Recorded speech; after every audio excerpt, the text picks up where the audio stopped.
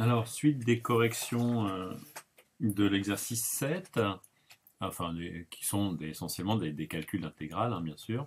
Donc, le quatrième avec l'intégrale de 0 à pi sur 2 de sinus carré t dt. Alors ça, on l'a déjà calculé, on va recalculer avec cosinus ce matin dans l'exercice 4.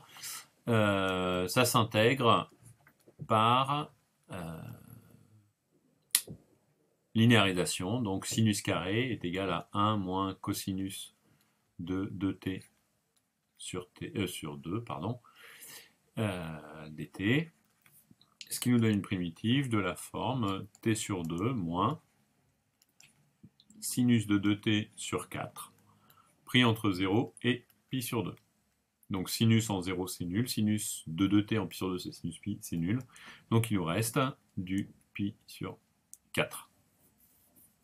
La moitié de l'intégrale calculée ce matin, qui était l'intégrale de 0 à pi. Cinquièmement, calculer l'intégrale de 0 à 1 de 1 moins t carré sur 1 plus t carré dt.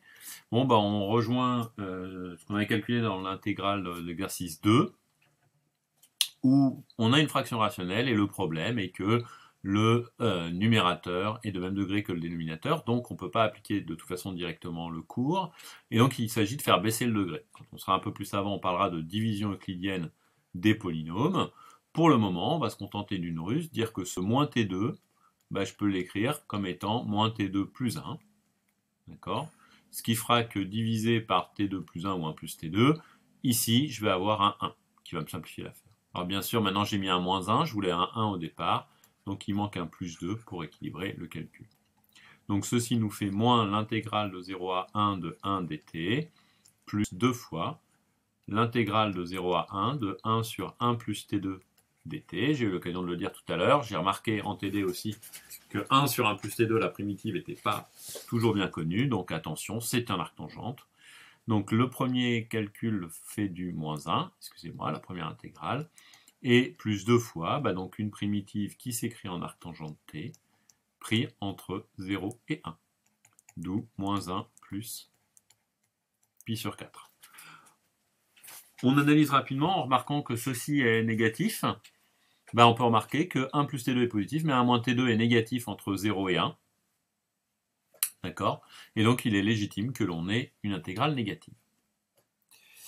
Sixième, dernière primitive pour cette série, l'intégrale de 0 à pi sur 4 de tangente carré t dt. Alors on peut s'en sortir avec des sinus sur cosinus, puis un changement de variable en t u égale tangente t sur 2, qui va nous donner une fraction rationnelle très compliquée. On peut s'en sortir plus simplement aussi en disant que ça ressemble à une dérivée que l'on connaît, attention, à condition de la faire apparaître. Donc je vais dire que c'est du 1 plus tangente carré t, et ruse à nouveau, moins 1 dt. Et l'intérêt, c'est qu'ici, je reconnais la dérivée de tangente.